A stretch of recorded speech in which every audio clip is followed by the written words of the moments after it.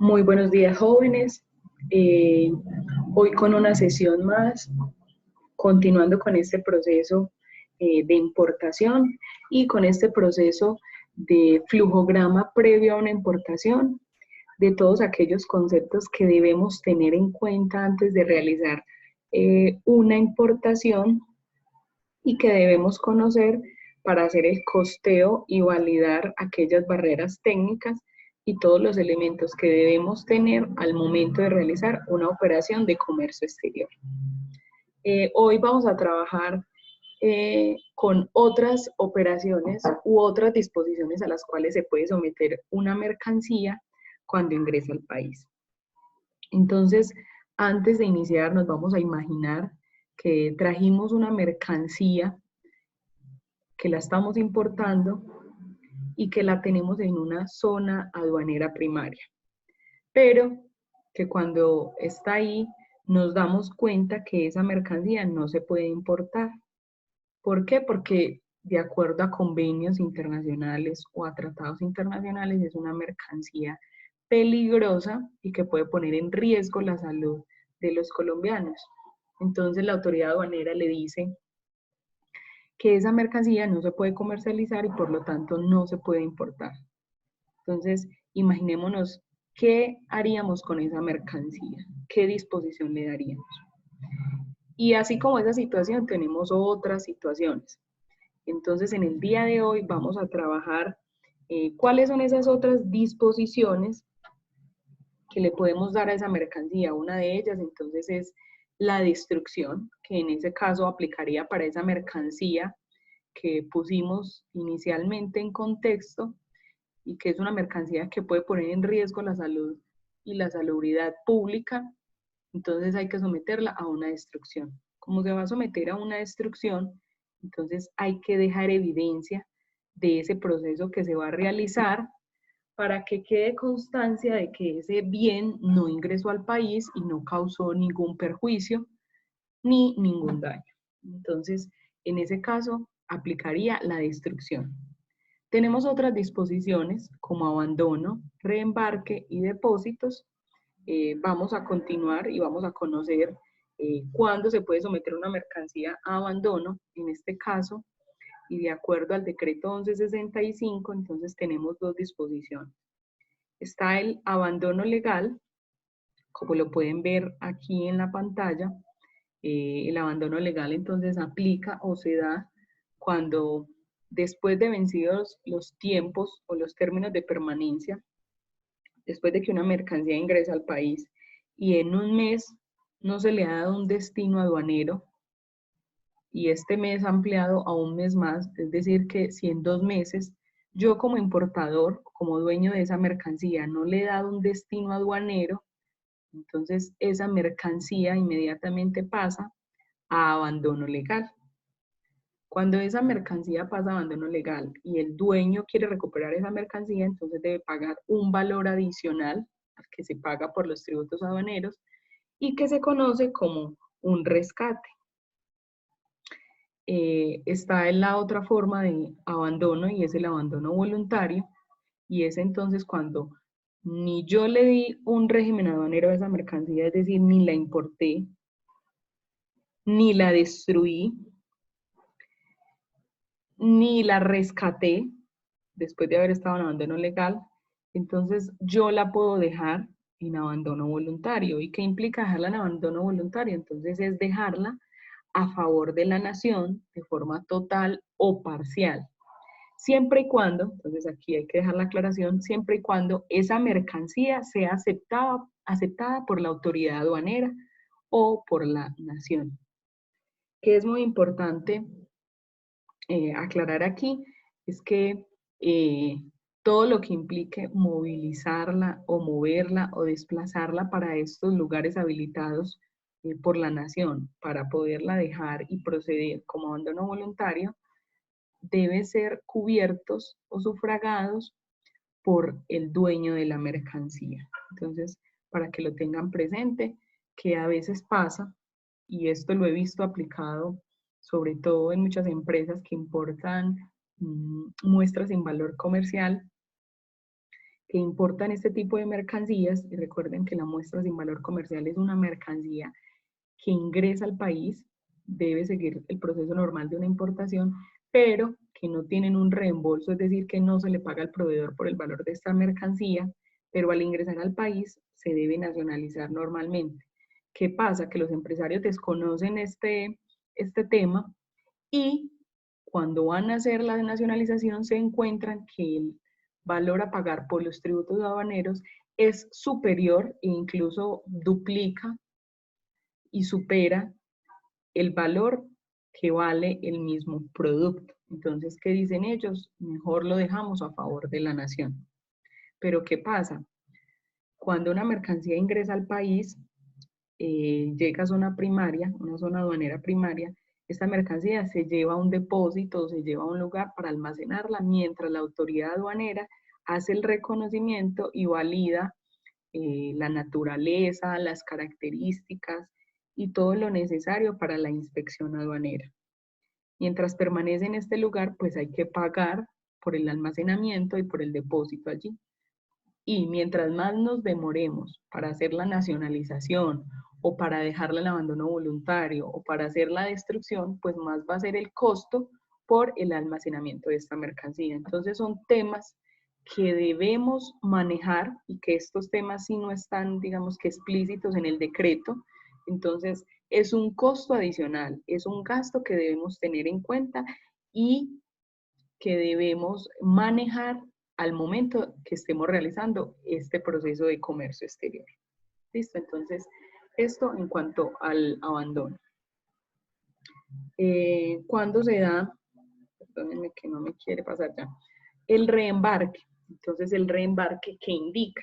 Que voy a embarcar nuevamente una mercancía que llegó al territorio aduanero nacional, pero que por diferentes circunstancias no se va a quedar en el país. ¿En qué circunstancias? Puede ser que una mercancía ingresó, pero que esa mercancía está poniendo o puede poner en peligro la vida de las personas, de las plantas, de animales y del medio ambiente. Y que por estas circunstancias, pues no se puede quedar en el país. Entonces, ¿qué dice el dueño de la mercancía? Bueno, yo no la voy a destruir, sino que la voy a reembarcar porque en otro país sí es posible ingresarla, entonces la voy a comercializar en otro país. Eso ya implica pues otras operaciones. Pero ese es uno de los casos, cuando la mercancía es prohibida acá en Colombia y no se puede nacionalizar o comercializar. Otro de los casos es que el transportista se equivocó y descargó una mercancía en un puerto o en un aeropuerto de Colombia, una mercancía que no venía para este país, sino que su destino era Perú o era Ecuador o cualquier otro país del mundo. Por lo tanto, entonces el transportista viene y recoge nuevamente esa mercancía y la reembarca para ser llevada a su destino final. En este caso, pues es el transportista el que se debe encargar de ese manipuleo y de esos costos del transporte, porque ahí hay una operación adicional que implica unos costos y unos gastos.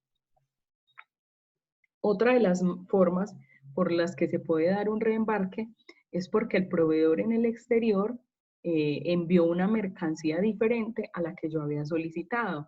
Entonces, digamos que yo como importador había solicitado unos borradores, unos cuadernos, unos lápices, pero recibí unos tenis, unas camisetas, es decir, una mercancía diferente a la que yo había solicitado y a la que está descrita en el documento de transporte y en la factura.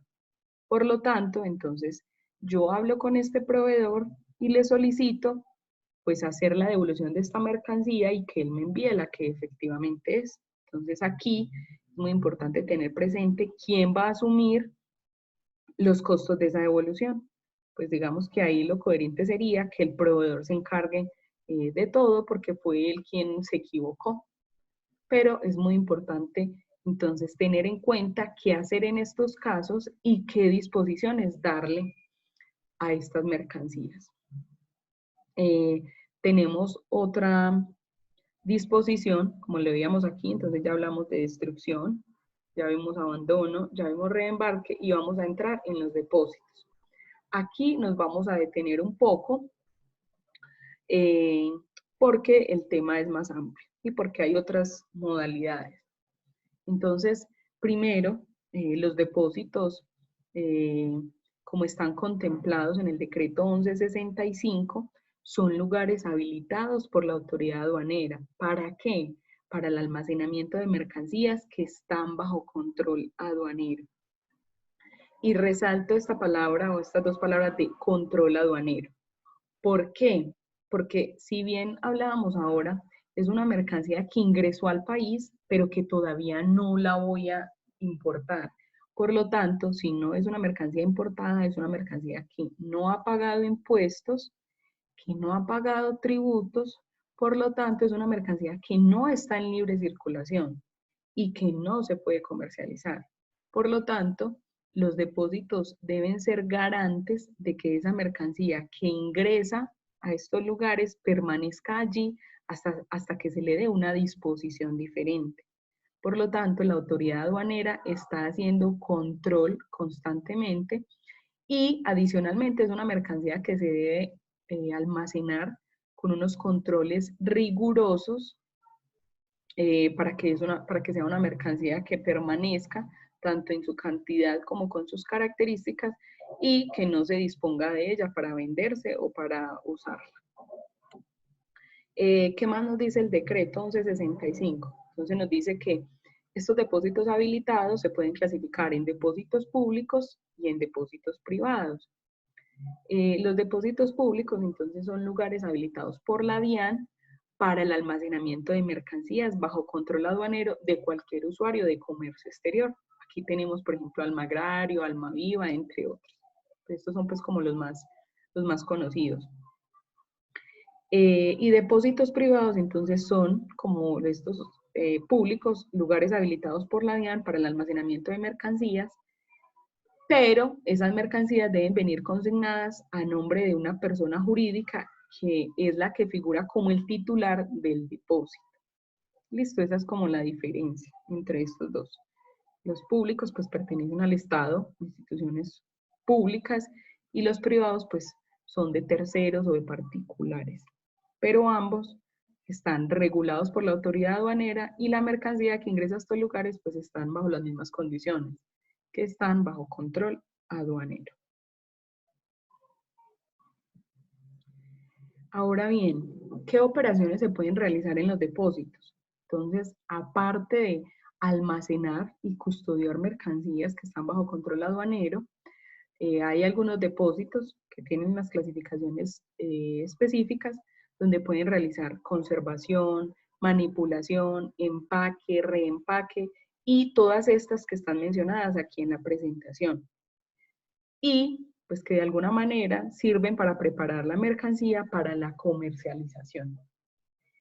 ¿Qué no se puede realizar en un depósito? Entonces no se pueden realizar ni labores de consolidación ni desconsolidación de carga. ¿Y a qué hacemos referencia con la consolidación y desconsolidación? Entonces, a la agrupación de la mercancía, en el caso de la consolidación, agrupar mercancía de diferentes dueños para consolidarla en un solo documento de transporte y que se va a transportar en un mismo medio o en una misma unidad de transporte. Y la desconsolidación, entonces, está del otro lado, implica que es una mercancía que anteriormente se consolidó, se agrupó y que en este caso se va a desagrupar porque corresponde a un dueño diferente. Entonces, esto no se puede hacer en un depósito, a excepción de que sea una empresa que tenga activo, que tenga la calificación de almacén general de depósito con actividad de agenciamiento aduanero o que tenga la calidad de operador económico autorizado, que es una calificación que vamos a ver más adelante. Ahora bien, los depósitos privados a su vez se dividen en otros tipos de depósitos. Entonces, aquí es donde vemos las diferentes operaciones que se pueden realizar en los depósitos, como veíamos en las primeras, en la anterior presentación. Tenemos los depósitos privados transitorios. ¿Qué nos dice el decreto? Entonces, la DIAN puede otorgar habilitaciones de depósitos transitorios ubicados en jurisdicciones por circunstancias y necesidades especiales y temporales de almacenamiento. ¿Cuánto tiempo pueden ser habilitados o por cuánto tiempo puede permanecer la mercancía en este tipo de depósitos? Hasta por 3 meses a partir de la fecha del ingreso al territorio aduanero nacional. Un ejemplo como para que nos contextualicemos. En el país se realizan ferias internacionales, ruedas, macro ruedas y demás eventos que implican la participación de empresas del exterior en el país, quienes traen mercancía para ser exhibida o para ser demostrada en estas ferias. En este caso, entonces los ponentes o empresarios internacionales que vienen al país ingresan con esa mercancía y la pueden depositar en estos depósitos que han sido habilitados, por ejemplo, Plaza Mayor, que queda en Medellín, y es donde se realizan este tipo de eventos.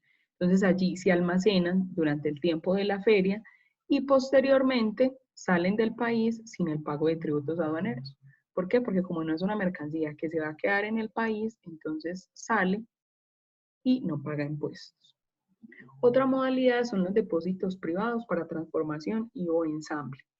Entonces son mercancías que ingresan para ser ensambladas o para ser unidas y para dar como resultado un producto o bien final.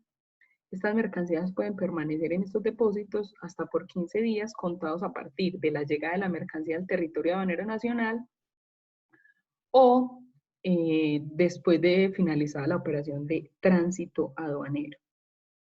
Entonces el caso puntual es Sofasa. ¿Qué hace Sofasa? Pues Sofasa ensambla carros para Renault y lo que hacen ellos es que traen o importan las partes, lo introducen a su operación productiva y cuando tienen el vehículo terminado, y si ese vehículo se va a importar a Colombia, pues hacen la nacionalización como tal de ese vehículo y no de cada parte o de cada repuesto que va a ir en ese vehículo. Entonces, por eso se facilita este tipo de depósitos. Depósitos privados para procesamiento industrial. Al igual que en la anterior modalidad, es decir, que los depósitos para transformación y ensamble, estos depósitos están habilitados para el ingreso o la importación de materias primas, insumos y demás artículos que se necesitan para la producción de un bien. La diferencia aquí es que en el anterior pues importábamos partes y repuestos, aquí vamos a importar ya materia prima que va a ser procesada y que va a dar un producto manufacturado. En este caso, entonces, tenemos a Say Jeans.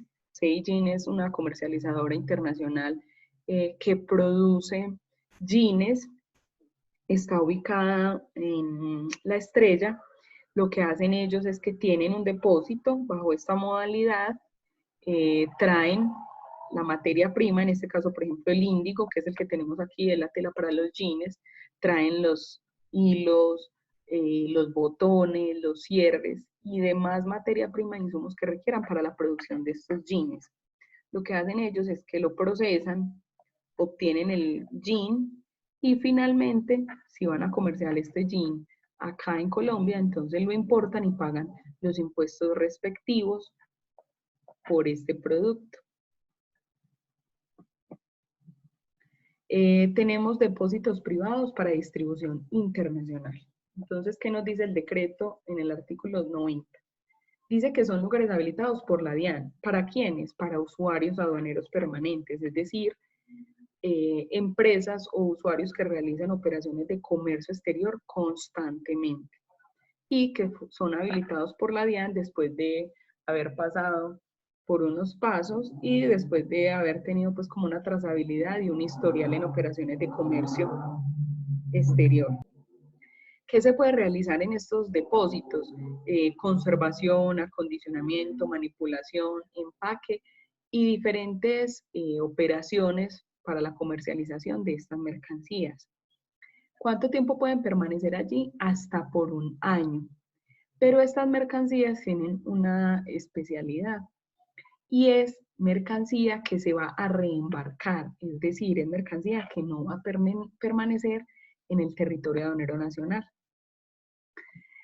Por lo tanto, es una mercancía que se debe reembarcar en un 70%. Y como lo dice el régimen o la legislación aduanera de Colombia, solo se puede importar hasta un 30% de esa mercancía. ¿Por qué? Porque la finalidad es para distribución internacional. Entonces, el mismo nombre lo indica. Tenemos otro tipo de depósito y son los centros de distribución logística internacional. Entonces, son depósitos de carácter privado, habilitados por la autoridad aduanera y que están ubicados en dónde, en puertos, en aeropuertos, en infraestructuras logísticas especializadas. Esta mercancía va a ser objeto de reembarque, de importación o incluso de exportación. ¿Qué procesos se le pueden hacer a estas mercancías? Conservación, manipulación, empaque, reempaque, clasificación, limpieza, entre otros. ¿Por cuánto tiempo puede permanecer esta mercancía allí? Por un año, prorrogable por un año más. ¿Cuál es la diferencia con la anterior o con los depósitos privados para distribución internacional? Que mientras aquí se exige que el 70% sea reembarcado, digamos que no hay ninguna condición para este tipo de mercancías, ya que se pueden someter a cualquiera de estas, a cualquiera de estos destinos aduaneros. Aparte de ello, digamos que hay otros beneficios por los cuales existen los depósitos. Uno de ellos es que hay empresarios que, por ejemplo, van a comercializar mercancía para diciembre y esa mercancía la importan. Imaginémonos entonces que vamos a importar guirnaldas, luces navideñas, juegos y toda la decoración para Navidad. Resulta que hay empresarios que compran esta mercancía anticipadamente, es decir, en temporada baja. ¿Por qué? Porque los costos son más bajos y hay precios más competitivos.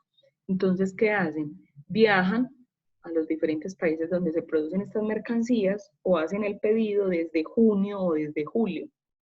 Esta mercancía llega, digamos, al mes siguiente, en julio, en agosto, pero como es mercancía que se va a comercializar en diciembre, pues porque es de la temporada, entonces es una mercancía que se lleva a un depósito. ¿Y por qué se lleva a un depósito? Porque los empresarios no pagan el impuesto o los tributos aduaneros inmediatamente, sino que lo pagan al momento de nacionalizar la mercancía y de hacer la comercialización. Entonces, uno de los beneficios que tienen estos depósitos es que podemos importar o traer una mercancía, depositarla allí o almacenarla en estos lugares y cuando la necesitemos hacemos la debida nacionalización y el pago de tributos aduaneros. Entonces, ahí hay un juego de capital, ¿sí?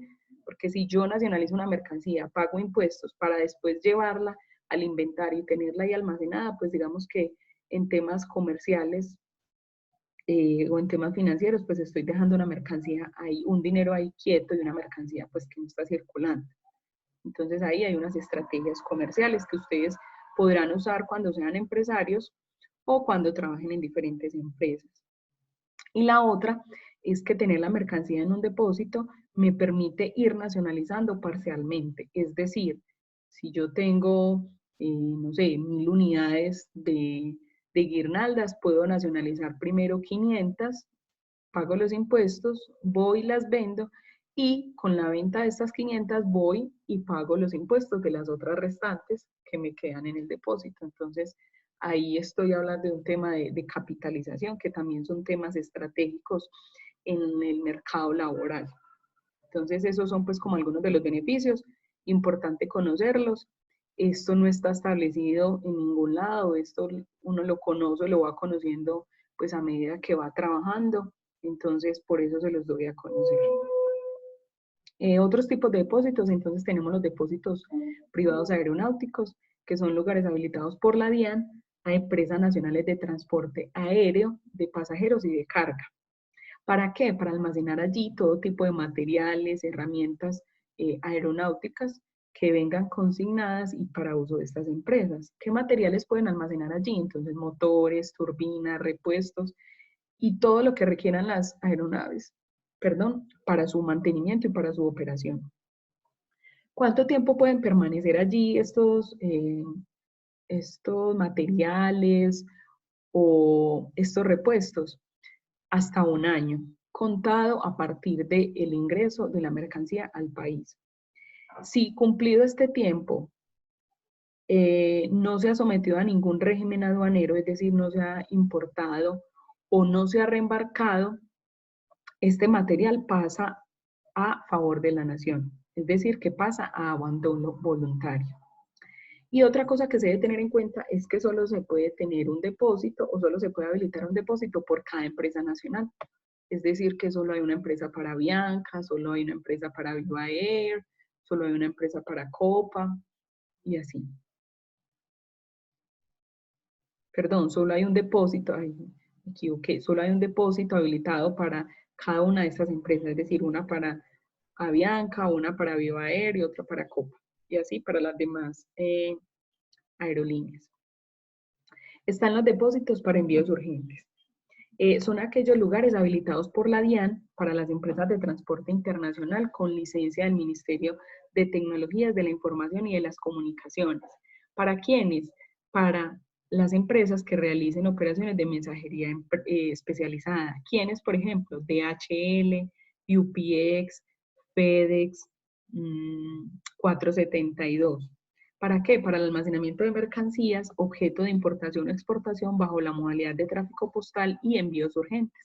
Entonces, para todas las mercancías que piden los clientes o los consumidores, por ejemplo, por Alibaba, por AliExpress, por Amazon, por Wish y por todas estas empresas de comercio electrónico. Entonces, ingresan a este tipo de depósitos.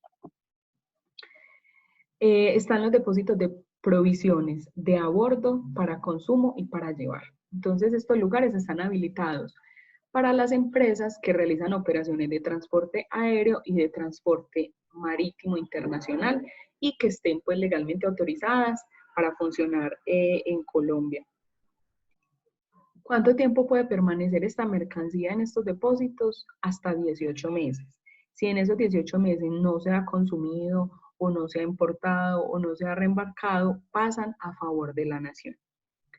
Para contextualizarlos, entonces, imaginémonos los alimentos, los víveres y demás productos que dan las aerolíneas a los viajeros cuando tienen estos viajes internacionales.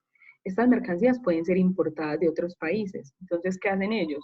Las traen de otros países, las almacenan en estos depósitos y cada que hacen un viaje, pues las van sacando de ese inventario y la van declarando a la DIAN que se consumió en un viaje internacional. O también, por ejemplo, los cruceros que tienen los restaurantes o incluso las tiendas a bordo del buque. Entonces, ellos traen la mercancía del exterior, la depositan o la tienen en estos depósitos habilitados y cada que hacen un viaje, pues la van sacando y van cumpliendo con este régimen. Y por último, están los depósitos francos. Los depósitos francos, entonces, son aquellos que están habilitados en los puertos, en los aeropuertos, y son los que comúnmente conocemos como esos duty free, que son las tiendas que están ahí en la zona comercial o en la zona internacional después de pasar el check-in de los, pues cuando los viajeros pasan el check-in, y son las tiendas que están ahí y en las que compramos productos muy baratos porque están sin impuestos.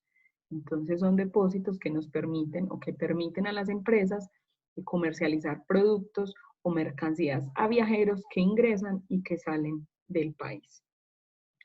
Con esto entonces terminamos las disposiciones de la mercancía para el tema de los depósitos y pasamos a este tema del régimen aduanero de las importaciones.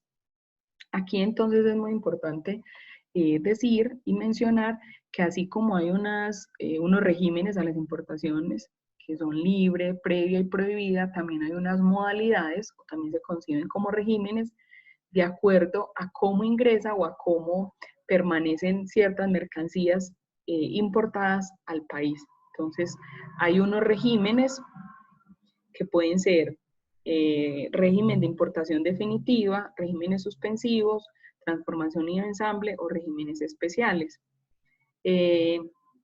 Importación definitiva, entonces, como su nombre lo indica, son mercancías que se van a quedar definitivamente en el país para su consumo o para su comercialización, después de haber pagado los respectivos tributos o derechos aduaneros.